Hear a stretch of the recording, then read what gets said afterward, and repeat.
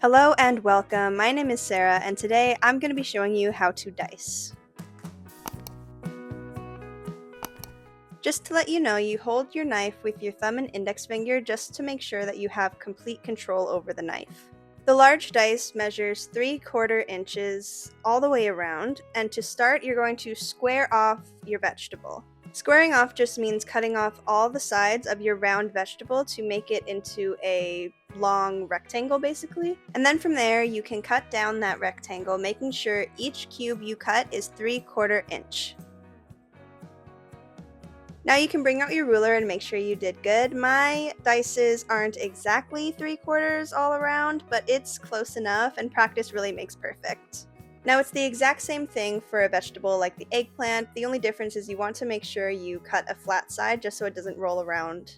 Now you can take that eggplant and slice some 3/4 inch slices, and then take those slices and make 3/4 inch slices again, and then finally take those slices and cut them into 3/4 inch cubes. I know that's a lot of slices, but that's how you do it.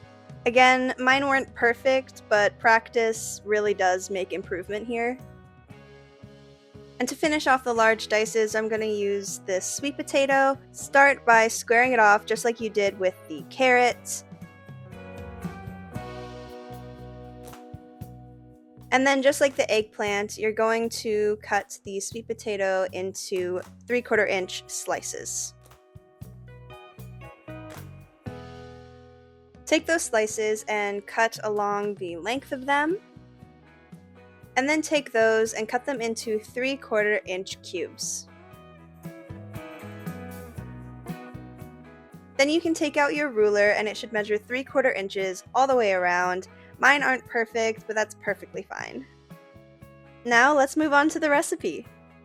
In a pot, you're going to add some quinoa and some water and some salt, and then you're just going to bring that to a little simmer over medium-high heat.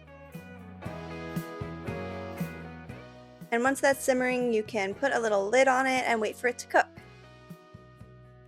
While the quinoa is cooking, you can take all those beautifully diced vegetables and spread them out on a baking sheet, drizzle it in some olive oil, and sprinkle on some salt and pepper, and then finish it off by coating everything evenly with your hands. And then you can throw it in the oven at 350 degrees Fahrenheit until the carrots are soft. And then while that's baking, you're going to add some Greek yogurt, some lemon juice, olive oil, some dill, parsley, cilantro, and chives into a blender. You're also going to add some garlic and salt and pepper just to add a little bit more flavor.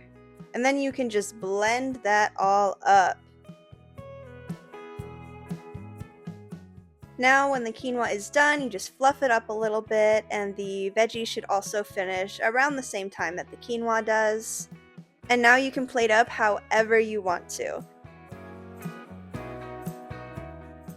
The quinoa is nice and fluffy, the green goddess sauce is herby and creamy and garlicky. It is so good, and all of the veggies are the perfect size to accompany this delicious salad.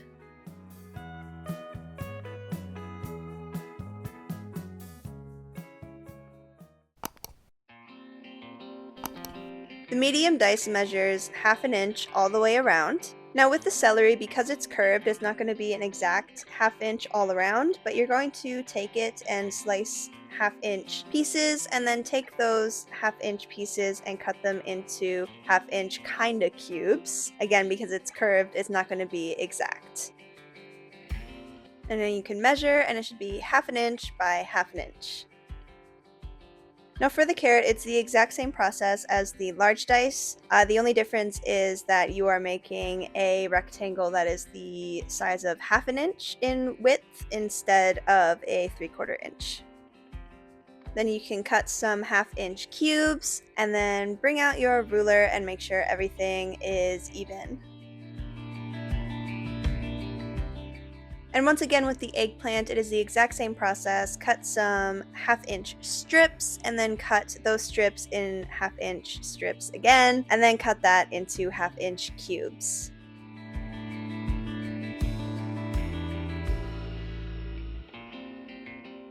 Mine are not perfect, but practicing really does make improvement.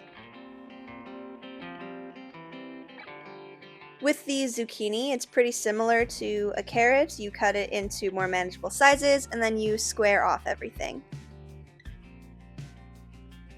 Cut your squared off shape into some 1/2 inch slices and then cut those into even more slices, and then you can finish off by making some 1/2 inch cubes.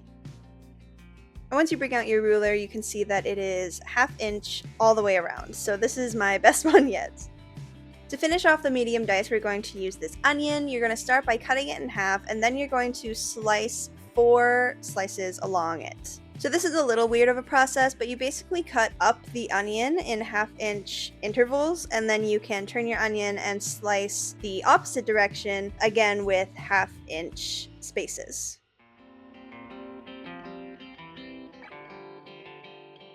And then to finish, you turn the onion one more time and cut along all those slices you just made, and it should basically fall apart into the 1/2 inch dices that you want. And the recipe I'm going to show you for this one is a delicious sweet and spicy curry. Start by sauteing your onions over medium-high heat and add some salt. And once those are translucent, you can add the garlic and the curry paste. Once that's nice and fragrant, you can add your beautifully diced vegetables and some tofu, or your protein of choice. Then you can add your seasonings, which is salt, paprika, turmeric, cayenne, coriander, and cumin. Mix that all together until all the spices get fragrant, and then you can add some coconut milk and water.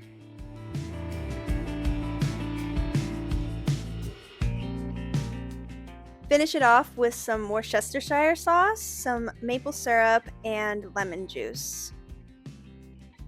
And then you can finally finish with your zucchini and just let that simmer until the zucchini is cooked through. This curry is absolutely delicious. The curry paste balances really well with the sweetness from the coconut milk and maple syrup. It is the perfect balance of sweet and spicy, and the medium dice fits perfectly on the spoon.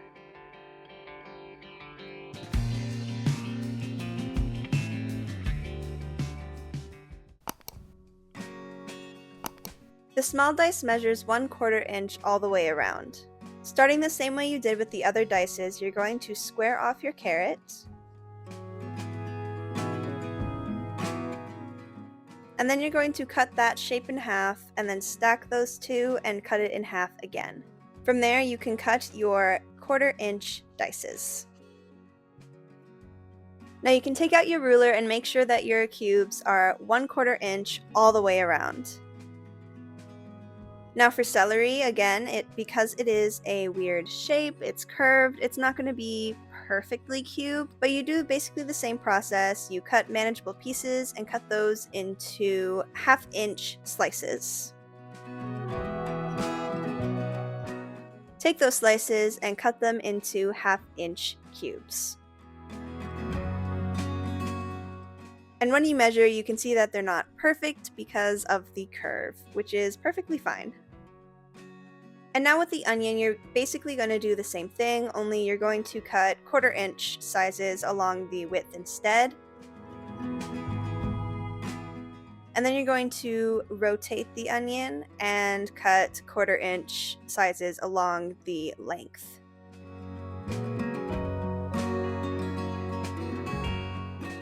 And then to finish with the onion, you're going to rotate it again and cut all your 1/4 inch cubes.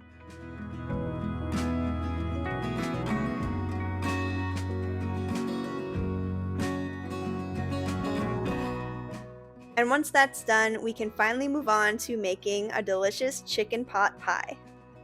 Over medium-high heat, heat some oil and sear off some chicken with some salt and pepper. You don't want to cook it all the way through because otherwise that will result in overcooking once the pie is in the oven. Remove the chicken from the pot and then use the same pot to start sauteing your beautifully diced vegetables with some salt.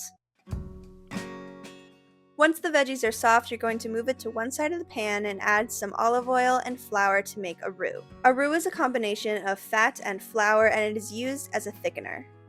Once the flour has been cooked out, you can add some whipping cream and water to make that iconic creamy filling. Now you can return the chicken to the pot so it can continue cooking. And then we're going to add our seasonings of sage, garlic powder, black pepper, salt, and parsley.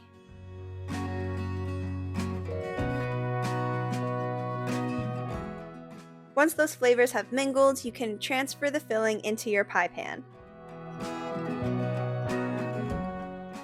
Make sure everything is evenly spread across the pie, and then you can top it with your pie crust. Make sure the edges are pinched so that it doesn't come apart. Cut off any excess, and then finish with a beautiful little egg wash.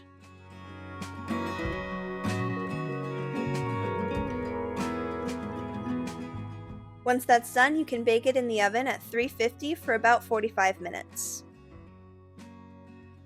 This pie is deliciously creamy with a nice flaky crust. The small dice is perfect for the filling as it doesn't take up too much space and you can pack so many vegetables in there. And honestly, this is my favorite dish that we make in this video.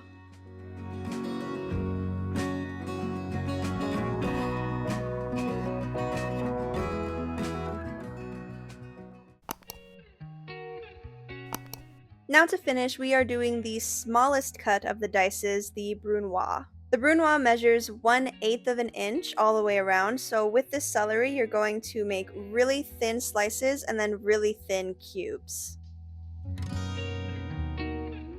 Take out your ruler, and as you can see, it's 1/8 of an inch by 1/8 of an inch.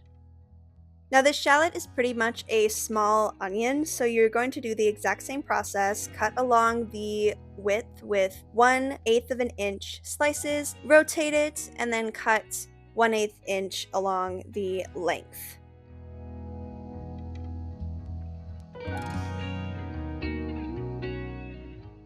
And then you rotate it again and finish off by cutting your 1/8 inch cubes.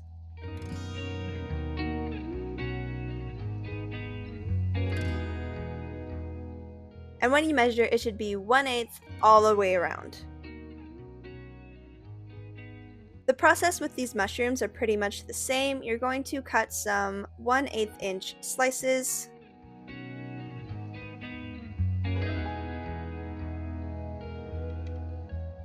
Cut those 1/8 inch slices into 1/8 inch strips.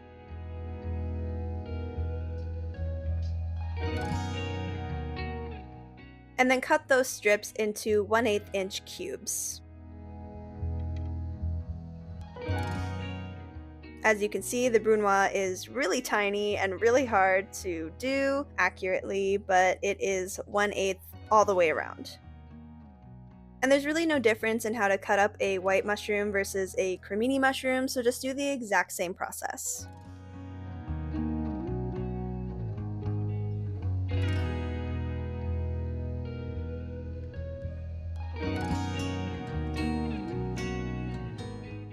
And once you have about a liter of each mushroom, we can move on to our cream of mushroom soup. Sauté your shallots over medium-high heat with some olive oil and salt.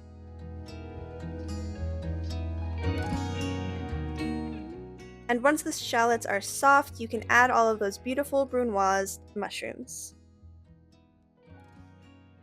Cook those down, and then you can add some salt, sage, garlic powder, and pepper.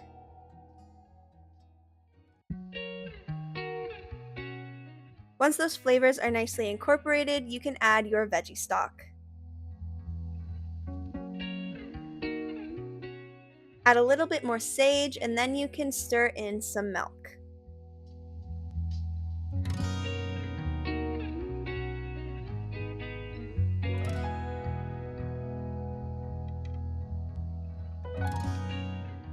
Let it simmer and then finish it off with some parsley and lemon juice. And then you're all done. While this isn't a traditional cream of mushroom soup, this is still a delicious meal to have when the weather is cold and you need a little bit of warming up.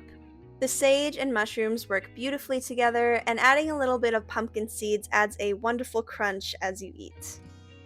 Thank you so much for joining me today. If you learned something new and you want to keep learning, you can hit that subscribe button. If you liked it, leave a like, and if you want, you can leave a comment. I will see you next week.